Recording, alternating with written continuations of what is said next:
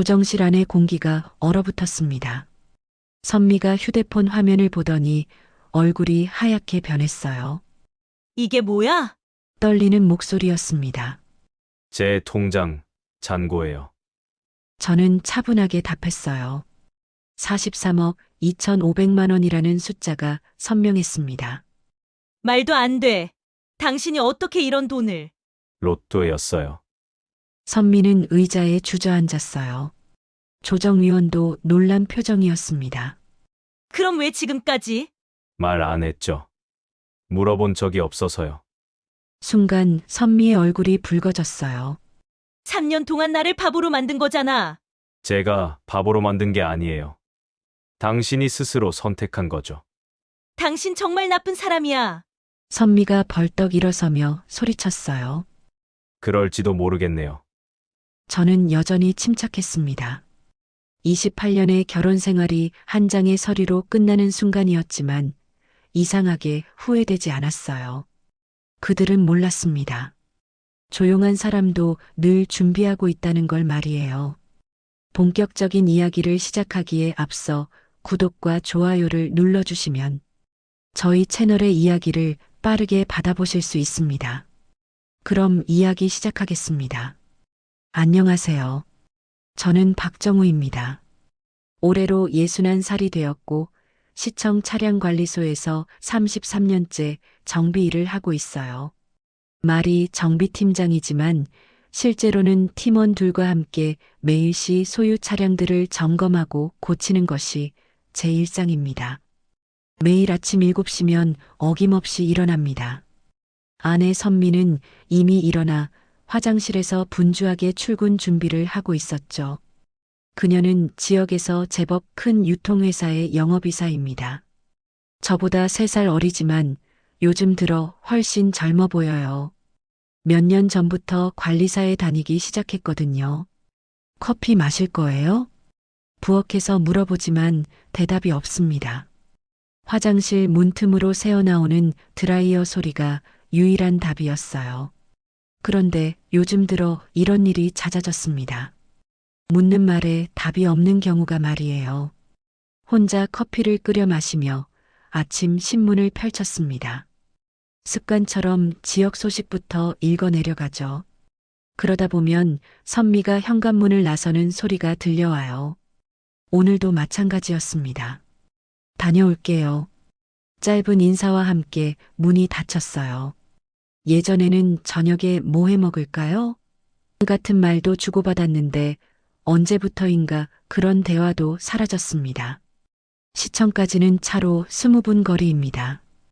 오래된 소나타를 몰고 출근길에 오르면서 라디오를 틀었어요. 아침 뉴스가 흘러나왔죠. 경기 침체 얘기, 물가 상승 소식들이 이어졌습니다. 그런데 이상하게도 요즘 들어 이런 뉴스들이 남의 일처럼 느껴지지 않아요. 차량 관리소에 도착하자 후배들이 벌써 와 있었습니다. 김대리와 박주임이에요.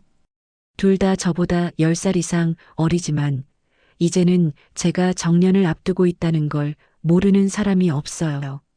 팀장님, 어제 소방서에서 가져온 구급차 점검해야 합니다. 김대리가 작업 일지를 들고 다가왔어요. 저는 고개를 끄덕이며 작업복을 갈아입었습니다. 33년 동안 입어온 이 정비복이 어느새 제 피부처럼 익숙해졌어요. 하지만 요즘 들어 이 옷이 조금씩 작아지는 것 같다는 생각이 들곤 합니다.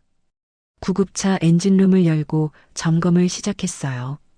오일 상태를 확인하고 벨트 장력을 체크하고 각종 부품들을 꼼꼼히 살펴봤습니다. 이런 일을 할 때만큼은 마음이 편해져요. 기계는 거짓말을 하지 않거든요. 문제가 있으면 분명히 신호를 보내고 정성껏 손보면 다시 제 역할을 합니다. 점심시간에 혼자 도시락을 먹으면서 휴대폰을 봤어요. 선미에게서 온 메시지가 있었습니다. 오늘 늦어요. 저녁은 알아서 드세요. 이런 메시지를 받은 게 이번 주만 벌써 3번째였어요. 예전에는 회사 일로 늦는다고 자세히 설명해 주곤 했는데 언제부터인가 설명이 점점 짧아졌습니다. 오후 업무를 마치고 퇴근길에 마트에 들렀어요. 혼자 먹을 반찬 몇 가지를 골라 담으면서 문득 이런 생각이 들었습니다. 언제부터 우리 부부가 이렇게 됐을까요? 집에 돌아와 저녁을 혼자 먹으면서 텔레비전을 켰어요. 드라마가 방송되고 있었는데 중년 부부가 나와서 다투는 장면이었습니다. 그들의 모습이 왠지 낯설지 않았어요. 밤 10시가 넘어서야 선미가 돌아왔습니다. 평소보다 화장이 진했고 새로운 향수 냄새가 났어요. 많이 늦었네요. 응, 회의가 길어졌어요. 그녀는 피곤한 듯 소파에 앉으며 답했습니다. 그런데 그때 핸드백에서 떨어진 명함 한 장을 봤어요. 태영산업 대표이사 강민호라고 적혀 있었습니다. 처음 보는 이름이었죠. 새로운 거래처인가요? 제가 물어보자 선미의 표정이 잠깐 굳어졌어요. 아, 그냥 아는 사람이에요. 사업 관련해서 상담받은 거예요. 그러고는 서둘러 명함을 가방에 넣었습니다. 그 순간 뭔가 이상하다는 느낌이 들었어요. 33년 동안 기계를 다뤄온 경험으로 말씀드리면 뭔가 정상이 아닐 때는 분명히 신호가 있어요. 그리고 지금 그 신호가 느껴졌습니다. 선미는 곧바로 침실로 들어갔고 저는 거실에 혼자 앉아 있었어요. 33년 전 이 집으로 이사 왔을 때를 떠올려 봤습니다. 그때 우리는 정말 행복했었죠. 작은 집이지만 함께라서 따뜻했고 미래에 대한 계획도 많았어요.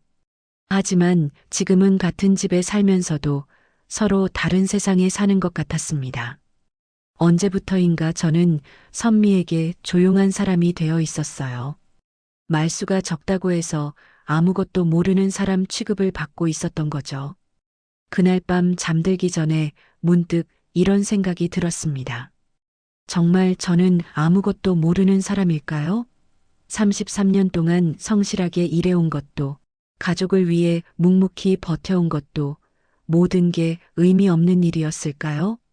침실에서 들려오는 선미의 고른 숨소리를 들으며 잠이 오지 않았어요. 그리고 마음 한편으로는 알고 있었습니다.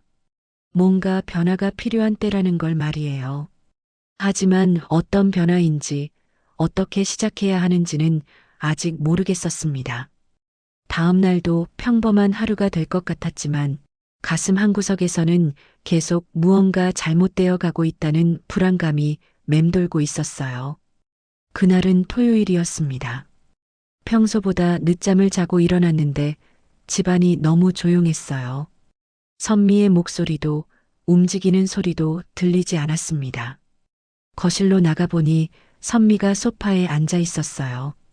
무릎 위에는 서류 몇 장이 올려져 있었고 표정이 평소와 달랐습니다. 뭔가 결심을 굳힌 듯한 모습이었죠. 앉아요. 선미가 제게 말했습니다. 차분한 목소리였지만 왠지 무거운 느낌이 들었어요. 저는 그녀 맞은편 의자에 앉았습니다. 할 말이 있어요. 선미는 무릎 위에 서류를 정리하며 천천히 입을 열었어요. 그 순간 뭔가 좋지 않은 일이 벌어질 거라는 예감이 들었습니다. 우리 이혼해요. 짧고 명확한 말이었습니다. 마치 오늘 저녁 메뉴를 정하는 것처럼 담담했어요. 저는 한동안 아무 말도 할 수 없었습니다. 갑자기 무슨, 갑작스러운 건 아니에요. 생각해 본 지 꽤 오래됐어요. 선미는 제 말을 끊으며 답했습니다. 그녀의 눈빛은 이미 결정된 일을 통보하는 사람의 것이었어요. 왜요? 제가 물어보자 선미는 잠시 망설였습니다. 그러고는 한숨을 내쉬며 말했어요. 우리 사이에 더 이상 의미가 없어요. 당신도 알고 있잖아요. 저는 선미의 얼굴을 가만히 바라봤습니다. 28년 전 결혼식 때의 모습이 떠올랐어요. 그때 그녀는 제 손을 꼭 잡고 평생 함께하자고 약속했었는데 지금은 그런 기억조차 없는 듯 했습니다. 조건이 있어요. 선미가 무릎 위에 서류를 들어 올렸습니다. 이혼 협의서였어요. 재산 분할도 위자료도 없어요. 서로 깔끔하게 정리하는 거예요. 저는 그 서류를 받아들고 천천히 읽어봤습니다. 정말로 재산에 관한 내용은 전혀 없었어요. 집도 예금도 그동안 함께 모은 모든 것들을 선미가 가져가겠다는 내용이었습니다. 이 집은 제가 계속 살 거예요. 당신은 다른 곳을 알아보세요. 선미의 말은 여전히 담담했어요. 마치 업무 보고를 하는 것 같았습니다.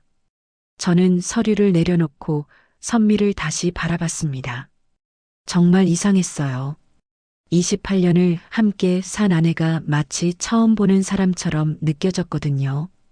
다른 남자가 있나요? 제가 조심스럽게 물어보자 선미의 표정이 잠깐 굳어졌습니다. 그런 건 중요하지 않아요.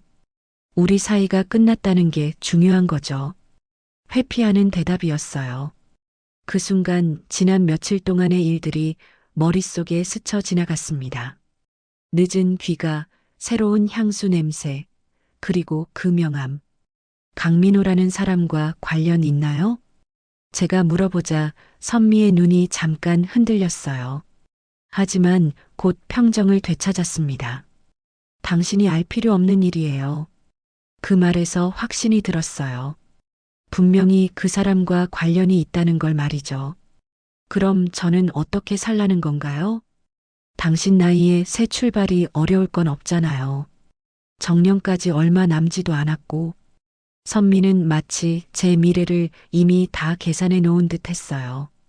정년 후의 연금, 퇴직금, 그런 것들을 모두 고려해서 이런 제안을 한 것 같았습니다.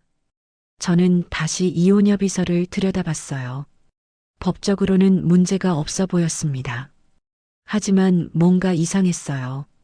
왜 재산 분할을 포기하라는 걸까요? 선미에게는 분명히 더 유리한 조건을 요구할 권리가 있는데 말이에요. 시간을 좀 주세요. 일주일이면 충분하죠? 선미는 벌써 기한까지 정해놨어요. 마치 모든 걸 미리 계획해 놓은 것 같았습니다. 그날 오후 저는 혼자 차를 몰고 한강변으로 갔습니다. 주말이라 낚시꾼들이 많이 나와 있었어요. 그들의 모습을 보며 문득 이런 생각이 들었습니다. 저도 곧 저런 모습이 될까요? 혼자서 강변에 앉아 시간을 보내는 노인 말이에요. 휴대폰이 울렸습니다. 선미에게서 온 메시지였어요. 저녁은 밖에서 먹어요. 늦을 예정입니다. 또 강민호를 만나러 가는 것 같았어요. 이제 숨기려 하지도 않네요. 집으로 돌아와 저녁을 혼자 먹으며 생각해 봤습니다. 선미의 제안을 받아들여야 할까요? 사실 싸우고 싶은 마음도 없었어요. 다만 뭔가 석연치 않은 부분들이 계속 신경 쓰였습니다. 왜 재산 분할을 포기하라는 걸까요? 왜 이렇게 급하게 정리하려 하는 걸까요? 그리고 강민호라는 사람은 도대체 누구일까요? 그날 밤 선미가 돌아온 것은 자정이 넘어서였어요. 술 냄새가 났고 평소보다 말이 많았습니다. 생각해 봤어요? 아직 일주일이 안 됐잖아요.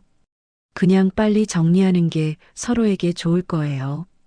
선미는 마치 제가 이미 동의한 것처럼 말했어요. 그 모습에서 뭔가 다급함이 느껴졌습니다. 왜 그렇게 서두르나요? 서두르는 게 아니라 현실적으로 생각하는 거예요. 당신도 새로운 삶을 살 권리가 있잖아요. 하지만 선미의 말투에서는 제 미래에 대한 걱정이 전혀 느껴지지 않았어요. 오히려 빨리 정리하고 싶어 하는 마음만 보였습니다. 그날 밤 잠자리에서 계속 생각했어요. 정말 이대로 끝내는 게 맞을까요? 28년의 결혼 생활이 이렇게 간단히 정리될 수 있는 건가요? 하지만 한편으로는 이런 생각도 들었습니다. 어차피 우리 사이는 이미 끝나 있었던 것 같아요. 언제부터인가 우리는 같은 집에 사는 남남이 되어 있었거든요. 다음 날 아침 선미는 평소보다 일찍 나갔어요. 출근 시간도 아닌데 서둘러 집을 나서는 모습이었습니다. 어디 가세요? 일이 있어요. 짧은 대답과 함께 문이 닫혔어요. 일요일인데 무슨 일이 있을까 싶었습니다. 저는 혼자 남아 이혼 협의서를 다시 읽어봤어요.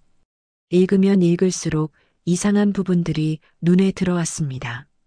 마치 선미에게만 유리하게 작성된 것 같았어요.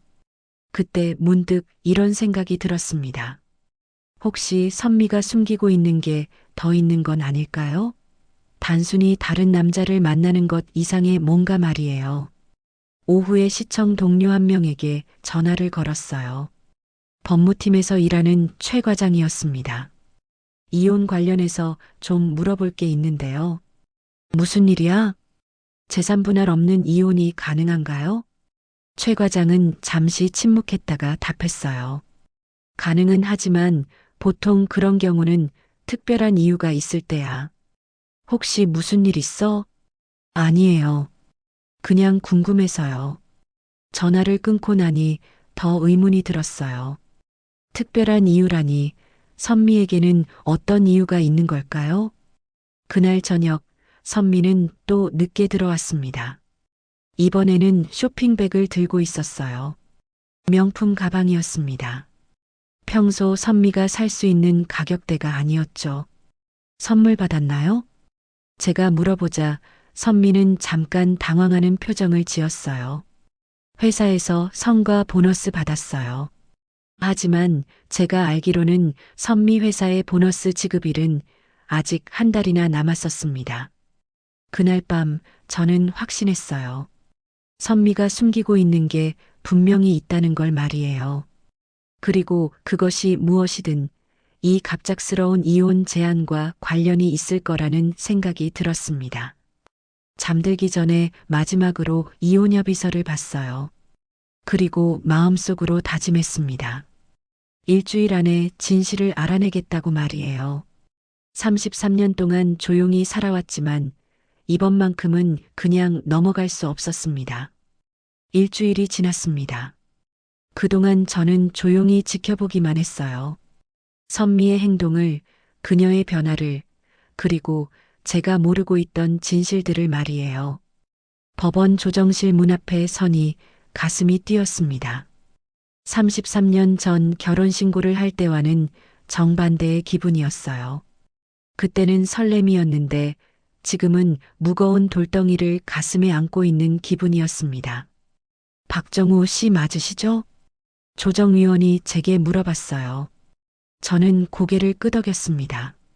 선미는 이미 와서 앉아 있었어요. 새로 산 정장을 입고 있었고 화장도 평소보다 진했습니다. 변호사는 안 모시고 오셨네요. 조정위원이 약간 의아하다는 표정으로 말했어요. 선미 쪽에는 양복을 차려입은 남자가 앉아 있었습니다. 필요 없다고 생각해서요. 제가 답하자 조정위원은 서류를 정리하며 말했습니다. 그럼 시작하겠습니다. 오늘은 이혼 조정 신청권에 대해 논의해 보겠습니다. 선미는 자신 있는 표정이었어요. 마치 이미 모든 게 끝난 일처럼 보였습니다. 그녀 옆에 앉은 변호사도 여유로워 보였고요. 재산 분할과 위자료에 대한 합의가 이미 되어 있다고 하는데 맞습니까? 조정위원이 저에게 물어봤어요. 그렇습니다. 박정우 씨, 정말 괜찮으신 건가요? 법적으로는 재산 분할을 요구할 수 있는 권리가 있으신데요. 조정위원의 말에 선미가 잠깐 긴장하는 표정을 지었어요. 하지만 곧 평정을 되찾았습니다. 괜찮습니다. 서로 깔끔하게 정리하는 게 좋겠어요. 제 대답에 선미는 안도의 표정을 지었어요. 그리고 자신의 변호사와 눈짓을 주고받았습니다. 그럼 협의서에 서명하시면 됩니다. 조정위원이 서류를 제 앞으로 밀어주었어요. 이혼 협의서였습니다. 한 달 전만 해도 상상할 수 없었던 일이었죠. 저는 볼펜을 들고 천천히 제 이름을 적었습니다. 그러고는 도장을 꺼냈어요. 33년 전 결혼신고를 할 때 썼던 바로 그 도장이었습니다. 정우야. 선미가 처음으로 제 이름을 불렀어요. 목소리에 약간의 떨림이 있었습니다. 뭔가 하고 싶은 말이 있어? 제가 도장을 서류 위에 대고 물어봤어요. 고마워요. 이렇게 협조해줘서. 선미의 목소리는 차분했지만 눈빛에는 빨리 끝내고 싶다는 마음이 보였어요. 저는 그 순간 도장을 꾹 눌렀습니다. 빨간 인주가 하얀 종이에 선명하게 찍혔어요. 28년의 결혼 생활이 그 작은 도장 자국 하나로 끝나는 순간이었습니다. 수고하셨습니다. 조정위원이 서류를 정리하며 말했어요. 선미는 벌써 일어설 준비를 하고 있었습니다. 그때 저는 조용히 가방에서 휴대폰을 꺼냈어요. 그리고 화면을 켜서 한 앱을 실행시켰습니다. 은행잔고 조회 화면이었어요. 이것 좀 보세요. 제가 휴대폰을 선미 쪽으로 돌려 보였어요. 화면에는 숫자가 찍혀 있었습니다. 43억 2,500만 원이었어요. 순간 조정실 안의 공기가 얼어붙었습니다. 선미의 얼굴이 하얗게 변했어요. 그녀의 변호사도 눈을 크게 떴습니다. 이게 뭐야? 선미가 떨리는 목소리로 물어봤어요. 제 통장 잔고예요. 저는 차분하게 답했습니다. 33년 동안 한 번도 이렇게 많은 사람들의 시선을 받아본 적이 없었는데 이상하게 떨리지 않았어요. 말도 안 돼. 당신이 어떻게 이런 돈을. 로또였어요. 제가 선미의 말을 끊고 말했어요. 사실이었습니다. 로또? 조정위원도 놀란 표정이었어요. 네. 3년 전에 1등에 당첨됐어요. 세금 떼고 받은 금액이 42억 정도였는데 그동안 조금씩 풀었죠. 선미는 의자에 주저앉았어요. 완전히 예상하지 못한 일이었던 것 같았습니다. 그럼 왜 지금까지 말 안 했죠? 별일 아니라고 생각해서요. 저는 휴대폰을 다시 가방에 넣으며 말했어요. 박정우 씨, 이럴 수가. 그럼 재산분할 협의를 다시 해야겠는데요? 조정위원이 당황한 목소리로 말했어요. 아니요. 그냥 이대로 하겠어요. 제 대답에 선미가 벌떡 일어섰어요. 잠깐, 뭔 소리야? 43억이 있으면서 왜 이혼 조정에서 말 안 했어? 말할 필요가 있나요? 어차피 당신 마음은 이미 정해져 있었잖아요.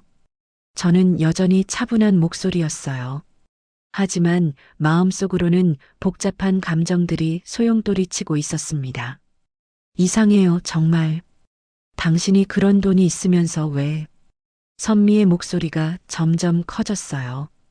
평정심을 잃고 있었습니다. 강민호 씨 때문이잖아요. 제가 조용히 말했어요. 그 순간 선미의 얼굴이 더욱 하얗게 변했습니다. 뭐라고? 태영산업 대표 강민호 씨. 사업이 어려워서 돈이 급하다고 들었어요. 선미는 완전히 말문이 막혔어요. 그녀의 변호사가 옆에서 뭔가 속삭였지만 들리지 않았습니다. 어떻게 알았어? 선미가 간신히 입을 열었어요. 33년 동안 당신과 살았는데 이 정도는 알 수 있죠. 사실 지난 일주일 동안 조용히 조사를 해봤어요. 강민호라는 사람의 사업이 부도 직전이라는 것도 알게 됐고 선미가 그에게 투자를 약속했다는 것도 알았습니다. 그럼 왜 말 안 했어? 당신이 물어보지도 않았잖아요. 조정실은 다시 정적에 휩싸였습니다. 선미는 의자에 앉아 머리를 감싸 쥐고 있었어요. 박정우 씨, 정말로 이대로 진행하시겠습니까? 조정위원이 다시 한번 확인했어요. 네. 이미 도장도 찍었고요. 하지만 이런 중요한 재산이 있었다면 중요하지 않아요. 어차피 혼자 살 건데 이 정도면 충분하죠. 제 말에 선미가 고개를 들었어요. 눈에 눈물이 고여 있었습니다. 정우야, 미안해. 뭐가요? 내가 너무했어. 하지만 이미 늦었어요. 서류에는 도장이 찍혀 있었고 모든 게 끝난 상황이었습니다. 괜찮아요. 서로 새로운 삶을 사는 거죠. 저는 일어나서 가방을 들었어요. 그럼 저는 이만 가겠습니다. 문을 나서면서 뒤돌아봤어요. 선미는 여전히 의자에 앉아 있었고 그녀의 변호사는 휴대폰으로 누군가에게 전화를 걸고 있었습니다. 복도로 나와 걸으면서 생각했어요. 정말 이게 맞는 걸까요? 43억이라는 돈이 있으면서도 재산 분할 없는 이혼을 한 이유는 뭘까요? 사실 저도 잘 모르겠었어요. 다만 한 가지는 확실했습니다. 선미가 저를 진짜로 사랑했다면 돈이 있든 없든 상관없이 함께 하려고 했을 거라는 것 말이에요. 법원을 나와 주차장으로 걸어가면서 휴대폰이 울렸어요. 선미에게서 온 전화였습니다. 정우야, 다시 만나서 이야기해요. 할 말 있어요? 제발. 하지만 저는 전화를 끊었어요. 이제 정말로 끝난 것 같았습니다. 차에 앉아 시동을 걸면서 문득 이런 생각이 들었어요. 앞으로 이 돈을 어떻게 써야 할까요? 그리고 정말로 혼자 사는 게 행복할 수 있을까요? 하지만 적어도 한 가지는 분명했습니다. 이제는 아무도 저를 아무것도 모르는 사람이라고 부르지 못할 거라는 것 말이에요. 다음 날 아침 휴대폰이 계속 울렸습니다. 선미에게서 온 전화였어요. 하지만 저는 받지 않았습니다. 할 말이 없었거든요. 오후쯤 되어서야 집 초인종이 울렸어요. 문을 열어보니 선미가 서 있었습니다. 어젯밤 술을 많이 마신 듯 얼굴이 부어 있었어요. 들어와도 돼? 저는 아무 말 없이 문을 열어줬습니다. 선미는 거실로 들어와 소파에 앉았어요. 표정이 어제와는 완전히 달랐습니다. 왜 말 안 했어? 선미가 첫 마디를 꺼냈어요. 목소리에 분노가 섞여 있었습니다. 뭐요? 로또 당첨된 거. 43억이나 되는 돈이 있으면서 왜 3년 동안 숨겼어? 저는 선미의 얼굴을 가만히 바라봤습니다. 분노에 찬 눈빛이었어요. 어제 조정실에서 보였던 미안함이나 후회는 온데간데 없었습니다. 물어본 적이 없어서요. 제 대답에 선미의 얼굴이 더욱 굳어졌어요. 물어본 적이 없다고? 부부인데 그런 중요한 걸 혼자만 알고 있었다는 거야? 중요한 거였나요? 당연하지. 43억이면 우리 인생이 완전히 바뀔 수 있었잖아. 선미의 목소리가 점점 커졌어요. 하지만 저는 여전히 차분했습니다. 바뀌었을까요? 정말로? 무슨 소리야? 그 돈이 있었다면 강민호 씨를 만나지 않았을까요? 선미의 입이 다물어졌어요. 제가 핵심을 찔렀다는 걸 아는 표정이었습니다. 그건 다른 문제야. 같은 문제예요. 당신은 결국 떠났을 거예요. 저는 창문 밖을 바라보며 말했어요. 마당에 심어놓은 장미꽃이 지고 있었습니다. 아니야. 그 돈이 있었다면 나도. 거짓말하지 마세요. 제가 선미의 말을 끊었어요. 33년 만에 처음으로 강하게 말한 것 같았습니다. 당신이 원했던 건 돈이 아니라 자유였잖아요. 저 같은 지루한 남편에게서 벗어나고 싶었던 거죠. 선미는 아무 말 하지 못했어요. 제 말이 맞다는 걸 알고 있었거든요. 그럼 지금이라도 다시. 안 돼요. 저는 단호하게 말했어요. 왜? 이미 끝났어요. 어제 도장 찍은 순간의 말이에요. 선미의 눈에서 눈물이 흘러내렸어요. 하지만 그 눈물이 진짜 후회인지 아니면 43억을 놓친 것에 대한 아쉬움인지 알 수 없었습니다. 정우야, 내가 잘못했어. 다시 기회를 줘. 기회요? 저는 쓴웃음을 지었어요. 28년 동안 얼마나 많은 기회가 있었는데요. 매일 아침 커피를 함께 마실 기회, 저녁을 함께 먹을 기회, 서로의 하루를 물어볼 기회. 제 목소리가 점점 작아졌어요. 갑자기 지난 시간들이 아까워졌습니다. 난 당신이 이런 사람인 줄 몰랐어. 선미가 갑자기 말했어요. 목소리가 차가워져 있었습니다. 어떤 사람이요? 이렇게 계산적인 사람. 저는 선미의 얼굴을 다시 봤어요. 어제까지 미안해하던 사람이 맞나 싶었습니다. 계산적이라고요? 그럼 뭐야? 43억이나 되는 돈을 숨겨놓고 이혼할 때까지 기다렸다가 마지막에 보여주는 게 선미의 말에 저는 할 말을 잃었어요. 정말 저는 계산적인 걸까요? 복수하려고 그런 거야? 나한테 당했으니까? 복수요? 아니면 뭐야? 왜 하필 도장 찍고 나서 말한 거야? 선미의 목소리에는 이제 분명한 적개심이 들어 있었어요. 당신이 진짜로 어떤 사람인지 알고 싶었어요. 제가 조용히 대답했어요. 무슨 소리야? 43억이 있다는 걸 알면 태도가 바뀔 거라고 생각했어요. 그리고 정말로 바뀌었죠. 선미는 잠시 말이 없었어요. 제 말이 맞다는 걸 부정할 수 없었거든요. 그럼 뭐 어쩌라고? 내가 잘못했다고 빌어야 해? 그런 게 아니에요. 그럼 뭐야? 선미의 목소리가 다시 커졌어요. 이제 정말 끝났다는 걸 확인하고 싶었어요. 저는 자리에서 일어났어요. 더 이상 이 대화를 계속할 이유가 없었습니다. 당신 정말 나쁜 사람이야. 선미가 벌떡 일어서며 말했어요. 그럴지도 모르겠네요. 3년 동안 나를 바보로 만든 거잖아. 제가 바보로 만든 게 아니에요. 당신이 스스로 선택한 거죠. 제 말에 선미의 얼굴이 붉어졌어요. 뭐라고? 강민호 씨를 선택한 것도, 이혼을 요구한 것도, 재산 분할을 포기하자고 한 것도 모두 당신 선택이었어요. 저는 아무것도 강요하지 않았어요.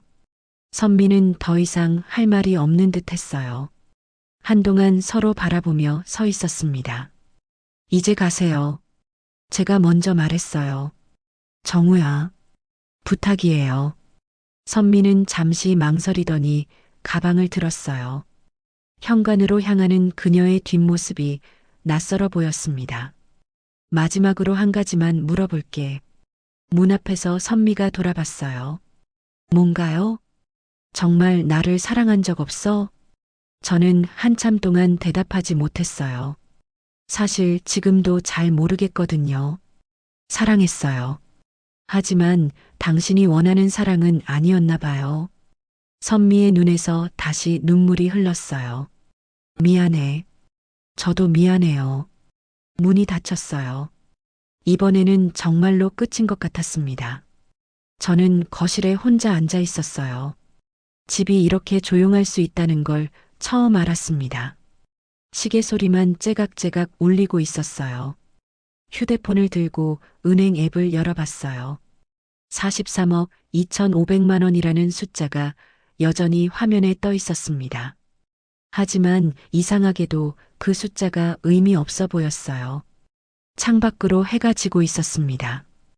혼자 보는 석양이었어요. 앞으로는 계속 혼자 보게 될 석양이겠죠. 그날 밤 잠들기 전에 거울을 봤어요. 61세의 남자가 서 있었습니다. 33년 동안 성실하게 살았지만 결국 혼자가 된 남자였어요. 하지만 이상했어요. 슬프지 않았거든요. 오히려 뭔가 홀가분한 기분이었습니다. 이제는 누구에게도 아무것도 모르는 사람 취급받지 않을 수 있을 것 같았어요. 내일부터는 정말로 새로운 삶이 시작될 것 같았습니다. 61세에 시작하는 새로운 인생이요. 선미가 떠나고 나서 며칠이 지났습니다. 혼자 있는 시간이 많아지니 자꾸 옛날 일들이 떠올랐어요. 특히 33년 전 처음 시청에 들어갔던 그날이 생각났습니다. 28살의 저는 정말 아무것도 모르는 사람이었어요. 기계는 좀 다룰 줄 알았지만 세상 돌아가는 일에 대해서는 정말 무지했거든요. 하지만 한 가지는 확실했습니다. 성실하게 일하면 언젠가는 인정받을 수 있을 거라는 믿음이었어요. 첫날부터 저는 작은 노트 한 권을 가지고 다녔습니다. 정비일지였어요. 어떤 차량을 언제 점검했는지, 어떤 부품을 교체했는지, 문제점은 무엇이었는지 모든 걸 꼼꼼하게 적어놨죠. 왜 그런 걸 다 적어? 선배들이 물어보면 그냥 웃기만 했어요. 설명하기 어려웠거든요. 그냥 기록해두는 게 좋을 것 같았어요. 5년째 되던 해였습니다. 시청 소방차 한 대가 출동 중에 갑자기 멈춰버렸어요. 엔진에서 이상한 소리가 났거든요. 다른 정비사들은 모두 고개를 저었습니다. 이건 완전히 갈아야 해. 하지만 저는 제 정비일지를 뒤져봤어요. 그 차량에 대한 모든 기록이 거기 있었거든요. 6개월 전에 비슷한 증상이 있었다는 걸 발견했습니다. 그때는 작은 부품 하나만 교체하면 됐었어요. 결과는 정확했습니다. 수십만 원짜리 수리로 끝날 일이었는데 다른 사람들은 수백만 원을 들여 엔진을 교체하려고 했던 거죠. 그날 이후로 제 정비일지는 유명해졌어요. 다른 부서에서도 문제가 생기면 저를 찾았습니다. 박 주임, 이거 예전에도 이런 적 있었나? 한번 봐줄까요? 저는 언제나 노트를 펼치고 찾아줬어요. 10년, 15년 전의 기록까지 다 남아 있었거든요. 그러다 보니 자연스럽게 시에서 관심을 갖게 됐어요. 제가 개선한 정비 방법들이 예산 절약에 큰 도움이 됐거든요. 이걸 특허로 내보는 게 어때? 팀장이 말했을 때 저는 깜짝 놀랐어요. 특허라니 생각해 본 적도 없었거든요. 별거 아닌데요. 아니야. 이건 정말 대단한 거야. 결국 3개의 특허를 냈습니다. 차량 정비 관련 개선안이었어요. 그리고 몇 년 후부터 특허료가 들어오기 시작했습니다. 처음에는 월 몇십만 원 정도였어요. 그런데 시간이 지나면서 점점 늘어났습니다. 다른 지자체에서도 제 방법을 사용하기 시작했거든요. 여보, 이게 뭐야? 선미가 통장을 보며 물어본 적이 있었어요. 특허료예요. 특허료? 당신이? 선미는 믿을 수 없다는 표정이었어요. 그래서 자세히 설명해 줬습니다. 그럼 이게 계속 들어온다는 거야? 네. 특허가 유효한 동안은요. 하지만 선미의 반응은 예상과 달랐어요. 그런 거 가지고 자랑하지는 마. 창피해. 그날부터 저는 특허료에 대해 말하지 않았어요. 선미가 창피해한다는데 굳이 말할 필요가 없다고 생각했거든요. 대신 그 돈은 따로 모아뒀습니다. 처음에는 정기예금으로 넣어뒀다가 나중에는 조금씩 안전한 곳에 투자도 해봤어요. 책을 사서 공부하면서 말이에요. 20년 가까이 그렇게 모은 돈이 꽤 됐습니다. 5억 정도였어요. 선미는 전혀 모르고 있었죠. 그러다 3년 전 정말 우연히 로또에 당첨됐어요. 평소에 사던 번호였는데 그날따라 1등이 됐던 거죠. 처음에는 믿을 수 없었어요. 세금을 떼고 받은 돈이 42억이었거든요. 기존에 모아둔 돈과 합치니 47억이 넘었습니다. 이걸 어떻게 하지? 혼자서 고민했어요. 선미에게 말해야 할까? 하지만 특허료 얘기했을 때를 생각하니 망설여졌습니다. 결국 말하지 않기로 했어요. 어차피 필요하면 언제든 쓸 수 있는 돈이었거든요. 그런데 이상한 일이 벌어졌어요.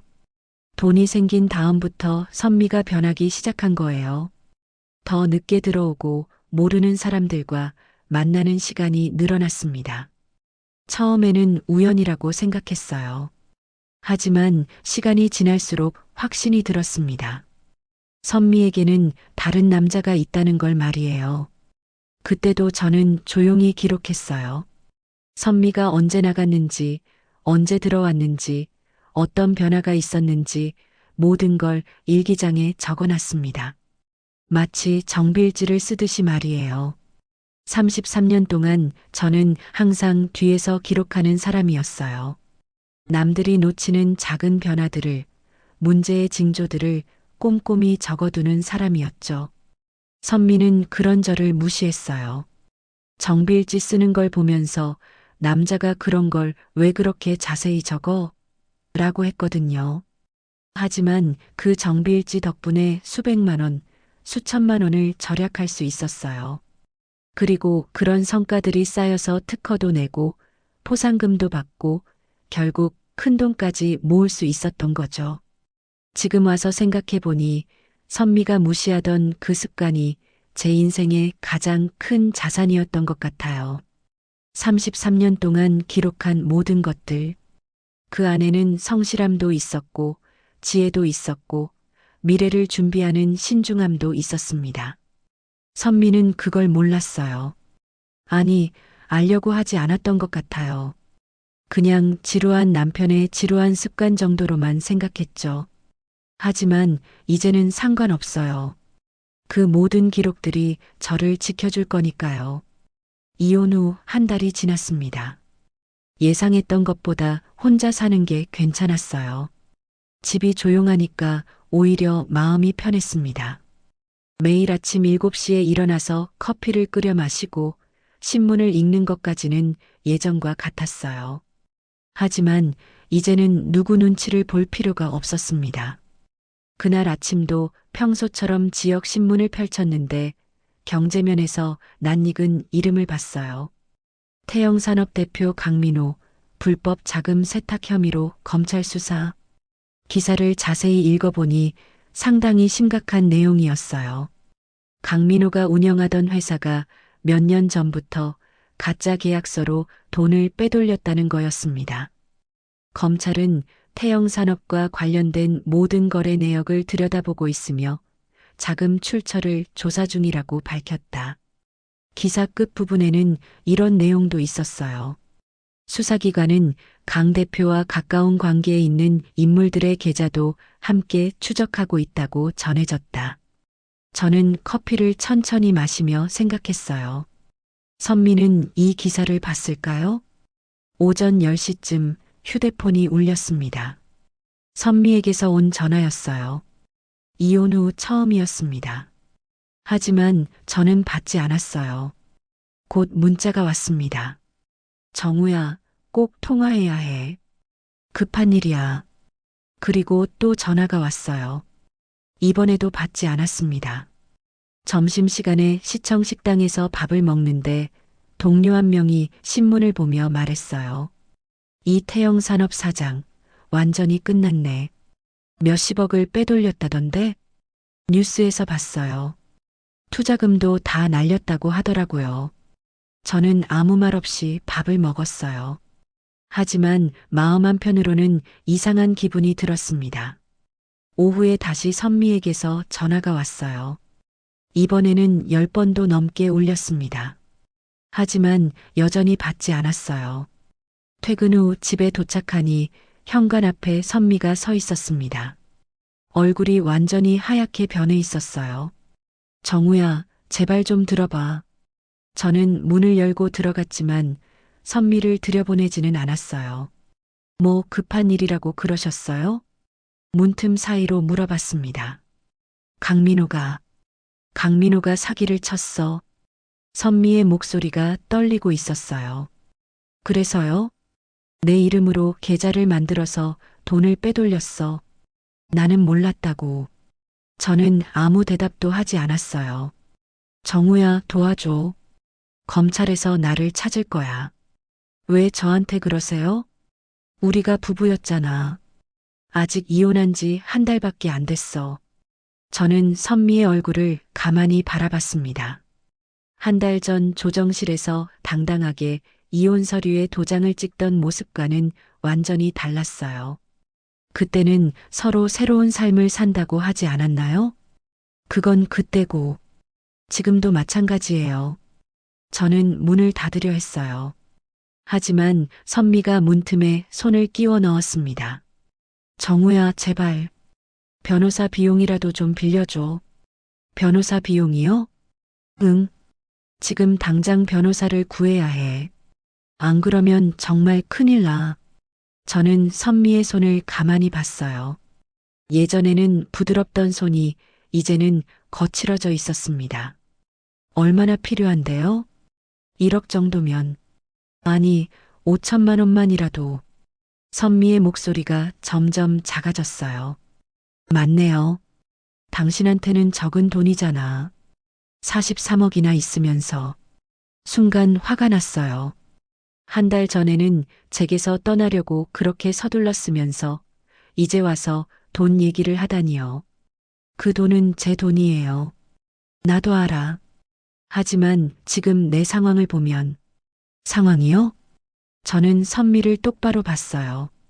강민호 씨와 함께 살겠다고 나간 거 아니었나요? 선미의 얼굴이 더욱 창백해졌어요. 그 사람이 나를 이용한 거야. 내 명의로 계좌를 만들어서 돈을 빼돌렸다고. 그럼 경찰한테 그렇게 말하세요. 믿어줄 것 같아? 내가 투자금까지 넣었는데? 아, 그렇구나. 선미도 강민호에게 돈을 줬구나. 얼마나 줬는데요?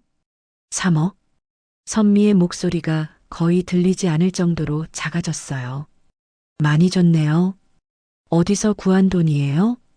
집을 담보로 대출받았어. 저는 잠시 할 말을 잃었어요. 우리가 함께 살던 그 집을 말이에요. 그럼 집은 어떻게 되는 거예요? 그러니까 도와달라는 거야. 안 그러면 집도 날아가고 나도 감옥에 갈 수도 있어. 선미의 눈에서 눈물이 흘러내렸어요. 하지만 그 눈물이 예전처럼 마음에 와닿지 않았습니다. 미안해요.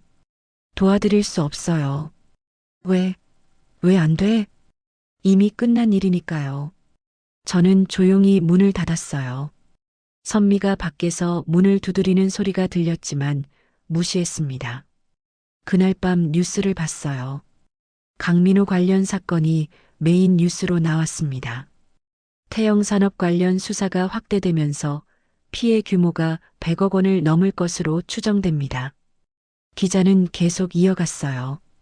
검찰은 강민호 대표와 가까운 인물들의 계좌 추적을 통해 자금 흐름을 파악하고 있으며 이 과정에서 추가 공범이 발견될 가능성도 있다고 밝혔습니다.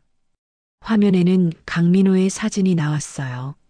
처음 보는 얼굴이었지만 왠지 신뢰할 수 없어 보였습니다. 다음 날 아침 또 선미에게서 전화가 왔어요. 이번에는 받아봤습니다. 정우야, 제발. 뭐요? 검찰에서 연락 왔어. 내일 조사받으러 가야 해. 그렇게 하세요. 도와줄 수 없어? 없어요. 저는 바로 전화를 끊었어요.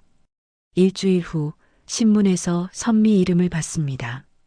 강민호 공범 혐의, 이선미 씨 구속영장 신청. 기사를 읽어보니 선미가 단순히 속은 피해자가 아니라는 내용이었어요.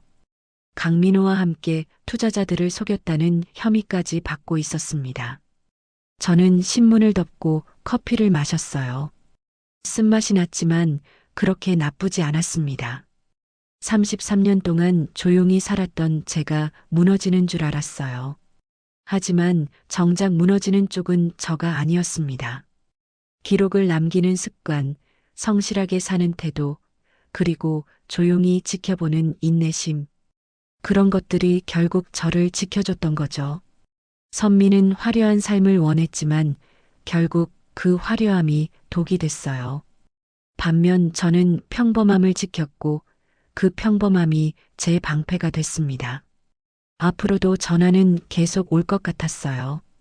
하지만 받지 않을 생각이었습니다. 이미 끝난 일이니까요. 정년까지는 1년이 남아 있었습니다. 그동안 저는 평소와 다르지 않게 일했어요. 다만 한 가지 달라진 건 퇴근 후 시간이었습니다.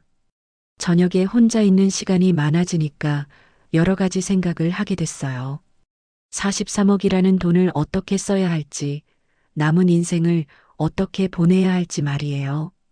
그러던 중 우연히 폐공장 하나를 보게 됐어요. 집에서 차로 20분 거리에 있는 작은 공장이었는데 몇 년 전에 문을 닫았다고 했습니다. 건물은 낡았지만 구조는 튼튼해 보였어요. 그리고 무엇보다 넓었습니다. 정비 작업을 하기에는 충분한 공간이었죠. 이걸 어떻게 쓸까? 혼자 중얼거리며 건물을 둘러보는데 문득 아이디어가 떠올랐어요. 정비 교육장으로 쓰면 어떨까 하는 생각이었습니다. 요즘 젊은 사람들 중에는 기계 다루는 걸 배우고 싶어 하는 사람들이 많아요. 하지만 배울 곳이 마땅치 않죠. 학원은 비싸고 현장에 바로 들어가기에는 경험이 부족하고요. 여기서 가르쳐 주면 좋겠네. 저는 그 자리에서 부동산에 전화를 걸었어요. 그 폐공장 매매가 얼마인지 알 수 있을까요? 2억 5천만 원이었습니다. 생각보다 저렴했어요. 다음 날 바로 계약했습니다. 그리고 개조 공사를 시작했어요. 전기 시설을 새로 하고 정비 장비들을 들여놓고 교육할 수 있는 공간도 만들었습니다. 공사가 끝나갈 무렵 아들 준호에게 전화를 걸었어요. 이혼 후 처음이었습니다. 아버지, 준호야, 시간 있을 때 한번 와봐라. 무슨 일이에요? 보여주고 싶은 게 있어. 준호는 주말에 왔어요. 제가 만든 정비 교육장을 보더니 눈을 크게 떴습니다. 이게 뭐예요? 정비 기술을 가르치는 곳이야. 아버지가 만드신 거예요? 그렇지. 준호는 한동안 말이 없었어요.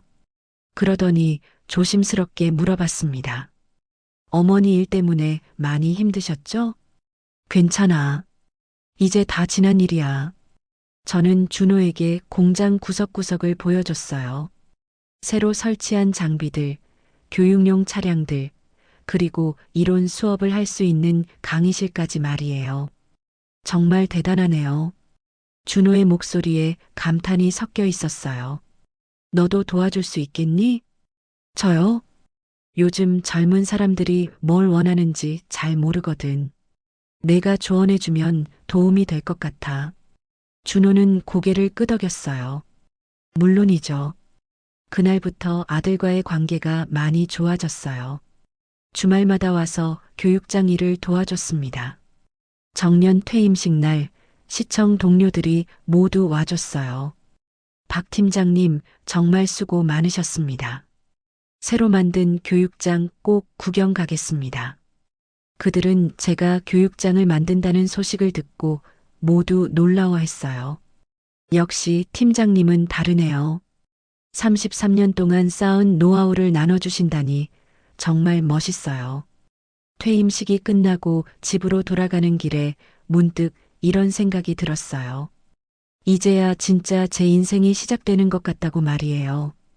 교육장이 본격적으로 문을 연 건 퇴임 한 달 후였습니다. 첫 번째 교육생은 20명이었어요. 고등학교를 갓 졸업한 학생부터 중년에 새로운 일을 시작하려는 사람까지 다양했습니다. 안녕하세요. 저는 박정우입니다. 첫 수업 때 자기소개를 했어요. 33년 동안 차량 정비 일을 했고, 이제 여러분에게 그 경험을 나눠주려고 합니다. 교육생들의 눈빛이 진지했어요. 그들은 정말로 배우고 싶어 했습니다. 정비라는 건 단순히 고장난 걸 고치는 게 아니에요. 문제를 발견하고 원인을 찾고 해결책을 만들어내는 거죠. 저는 제가 33년 동안 써온 정비일지를 보여줬어요. 이 노트 한 권이 저의 전부였어요. 여러분도 각자의 노트를 만들어 보세요. 수업은 주 3일, 하루 4시간씩 진행했어요. 이론 수업과 실습을 병행했습니다. 몇 달 후, 첫 번째 교육생들이 취업하기 시작했어요. 대부분 정비업체나 자동차 회사에 들어갔습니다. 선생님 덕분에 일자리를 구했어요. 제게 감사 인사를 하는 학생들을 보면서 뿌듯함을 느꼈어요. 이런 기분은 처음이었습니다. 교육장 운영 1년째 지역 신문에서 저를 취재하러 왔어요. 시민들에게 기술을 가르쳐 주시는 이유가 뭔가요? 기자가 물어봤어요. 혼자 알고 있으면 아무 의미가 없어요. 나눠줘야 가치가 생기죠. 정부 지원 없이 개인이 이런 교육장을 운영하는 게 쉽지 않을 텐데요. 제가 할 수 있는 일이에요. 기사가 나간 후 더 많은 사람들이 찾아왔어요. 교육받고 싶다는 사람들 뿐만 아니라 도움을 주고 싶다는 사람들도 있었습니다. 저도 예전에 정비 일을 했는데 강의 좀 도와드릴까요? 60대 중반의 남자분이 찾아왔어요. 이름은 최 기사였습니다. 물론이죠. 환영합니다. 그렇게 해서 강사진도 늘어났어요. 모두 현장 경험이 풍부한 분들이었습니다. 어느 날 준호가 좋은 소식을 가져왔어요. 아버지, 정부에서 이런 교육장을 지원해 준다고 해요. 지원? 네. 직업 교육 프로그램으로 인정받으면 예산도 나오고 교육생들한테 수당도 줄 수 있어요. 저는 그 제안을 받아들였어요. 혼자 하는 것보다 더 많은 사람들에게 도움을 줄 수 있을 것 같았거든요. 2년째가 되니 교육장은 지역에서 꽤 유명해졌어요. 다른 지역에서도 견학을 오고 비슷한 교육장을 만들고 싶다는 문의도 많이 받았습니다. 아버지, 이제 정말 성공하신 것 같아요. 준호가 말했어요. 성공이라. 저는 창밖을 바라봤어요. 교육생들이 실습하는 모습이 보였습니다. 돈을 많이 버는 게 성공은 아닌 것 같아. 필요한 사람들한테 자리를 만들어주는 게 더 의미 있는 것 같다. 그때 선미 생각이 났어요. 그녀는 지금 어떻게 지내고 있을까요? 재판은 어떻게 됐을까요? 하지만 궁금하지는 않았어요. 이미 제 인생에서 멀어진 사람이니까요. 저녁에 혼자 교육장을 둘러보면서 생각했어요. 43억이라는 돈이 있어서 이런 일을 할 수 있게 됐지만 정작 의미 있는 건 돈 자체가 아니었어요. 그 돈으로 사람들에게 기회를 주고 함께 할 수 있는 자리를 만드는 것이었습니다. 33년 동안 조용히 기록하고 성실하게 일한 결과가 이런 형태로 나타난 것 같았어요. 남은 사람들을 위한 자리. 저는 혼자 중얼거렸어요. 그게 제가 만들고 싶었던 거였습니다. 밤늦게 집으로 돌아가는 차 안에서 라디오를 켰어요. 조용한 음악이 흘러나왔습니다. 61세에 새로 시작한 인생이 나쁘지 않다는 생각이 들었어요. 3년이 지났습니다. 교육장은 이제 지역에서 없어서는 안 될 곳이 됐어요. 매일 아침 7시면 교육생들이 하나둘씩 도착합니다. 오늘도 마찬가지였어요. 저는 평소처럼 일찍 와서 장비들을 점검하고 있었습니다. 습관이 됐어요. 선생님, 안녕하세요. 첫 번째로 도착한 김군이 인사했어요. 20살 청년인데 처음 왔을 때는 망치도 제대로 못 쥐었거든요. 지금은 웬만한 정비는 혼자서도 할 수 있게 됐습니다. 어제 숙제 다 해왔나? 네. 엔진 오일 교체 매뉴얼 다 외웠어요. 김군의 대답에 저는 미소를 지었어요. 이런 순간들이 하루를 시작하는 힘이 됩니다. 오전 수업이 끝나고 점심시간이 됐어요. 교육생들은 근처 식당으로 가고 저는 혼자 교육장에 남았습니다. 작업장 한쪽에 마련해 놓은 작은 휴게 공간에 앉아 커피를 끓였어요. 인스턴트 커피지만 맛이 나쁘지 않았습니다. 창밖으로 봄볕이 들어오고 있었어요. 벚꽃이 피기 시작했네요. 계절이 바뀌는 걸 보면 시간이 정말 빨리 간다는 생각이 듭니다. 커피를 마시며 문득 3년 전 생각이 났어요. 법원 조정실에서 이혼 서류에 도장을 찍던 그 순간 말이에요. 그때 저는 정말 아무것도 없는 사람인 줄 알았습니다. 33년 동안 조용히 살아온 게 전부인 줄 알았어요. 하지만 아니었어요. 저는 늘 준비하고 있었습니다. 말하지 않았을 뿐이죠. 매일 써온 정비일지, 틈틈이 모아온 특허료, 조용히 공부한 투자 지식, 그 모든 것들이 제가 모르는 사이에 쌓이고 있었어요. 그리고 가장 중요한 건 사람을 지켜보는 눈이었습니다. 33년 동안 기계를 다루면서 배운 관찰력이 사람을 보는데도 도움이 됐어요. 선미의 변화도 강민호의 정체도 모든 걸 미리 알 수 있었던 이유였습니다. 휴대폰이 울렸어요. 준호에게서 온 전화였습니다. 아버지, 오늘 저녁에 시간 있으세요? 왜? 소개해드릴 사람이 있어서요. 누구를? 제 여자친구예요. 저는 잠시 놀랐어요.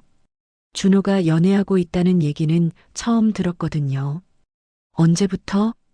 6개월 됐어요. 아버지한테 소개해드리고 싶어서요. 그래, 좋다. 전화를 끊고 나니 기분이 좋아졌어요. 아들이 좋은 사람을 만났다는 게 무엇보다 다행이었습니다. 오후 수업이 시작됐어요. 오늘은 브레이크 시스템에 대해 가르치는 날이었습니다. 브레이크라는 건 자동차에서 가장 중요한 부분 중 하나예요. 교육생들이 집중해서 듣고 있었어요. 멈춰야 할 때 멈출 수 있어야 진짜 안전한 거죠. 그러고 보니 인생도 그런 것 같았어요. 멈춰야 할 때 멈출 수 있는 용기, 그게 진짜 중요한 거였죠. 선미와의 결혼 생활도 그랬어요. 언제까지고 참고 견딜 수는 없었습니다. 어느 순간에는 멈춰야 했어요. 수업이 끝나고 교육생들이 하나씩 돌아갔어요. 저는 마지막까지 남아서 정리를 했습니다. 장비들을 제자리에 놓고 바닥을 쓸고 내일 사용할 교재들을 준비했어요. 이런 일들이 귀찮지 않았습니다. 오히려 마음이 편해졌어요. 모든 정리가 끝나고 나서 다시 휴게 공간에 앉았어요. 하루를 마무리하는 시간이었습니다. 침묵은 패배가 아니었다. 혼자 중얼거렸어요. 33년 동안 말수적은 남편으로 살면서 저는 패배자라고 생각했어요. 아내에게 무시당하고 존재감 없는 사람으로 여겨지는 게 당연하다고 생각했죠. 하지만 그게 아니었어요. 침묵 속에서도 저는 제 방식대로 살고 있었습니다. 꾸준히, 성실하게, 그리고 현명하게 말이에요. 지금 이 교육장이 그 증거였어요. 43억이라는 돈도 중요했지만 그보다는 그 돈을 어떻게 쓰느냐가 더 중요했습니다. 과실을 위해서가 아니라 필요한 사람들을 위해서 쓰는 것. 그게 제가 배운 삶의 지혜였어요. 문득 선미 생각이 났어요. 그녀는 지금 어떻게 살고 있을까요? 재판 결과는 어떻게 됐을까요? 하지만 더 이상 궁금하지는 않았어요. 각자 선택한 길을 가고 있는 거니까요. 저는 조용한 길을 선택했고 선미는 화려한 길을 선택했어요. 둘 다 잘못된 선택은 아니었을 거예요. 다만 서로 다른 길이었을 뿐이죠. 해가 지고 있었어요. 창밖으로 보이는 석양이 아름다웠습니다. 혼자 보는 석양이지만 외롭지 않았어요. 내일이면 또 새로운 하루가 시작될 거예요. 새로운 교육생들이 올 것이고 새로운 것들을 가르쳐 줄 수 있을 거예요. 그리고 저녁에는 준호의 여자친구도 만날 수 있고요. 64세의 인생이 이렇게 충실할 줄은 몰랐어요. 말하지 않았을 뿐 저는 늘 준비하고 있었습니다. 그리고 그 준비가 지금의 삶을 만들어줬어요. 커피 잔을 비우고 일어났어요. 이제 집으로 돌아갈 시간이었습니다. 교육장 문을 닫으며 다시 한번 생각했어요. 조용한 사람의 인생은 마지막에 드러나는 법이라고 말이에요. 그리고 그 마지막이 꼭 끝을 의미하는 건 아니라는 것도 깨달았습니다. 때로는 새로운 시작을 의미하기도 하거든요. 차에 시동을 걸고 집으로 향했어요. 라디오에서는 잔잔한 음악이 흘러나오고 있었습니다. 내일은 또 어떤 하루가 될까요? 기대가 됐어요. 그럼 오늘 이야기는 여기까지입니다. 영상을 시청해주신 모든 분들 고맙습니다. 저는 AI 나레이션 박정현이었습니다. 구독과 좋아요 부탁드립니다. 감사합니다.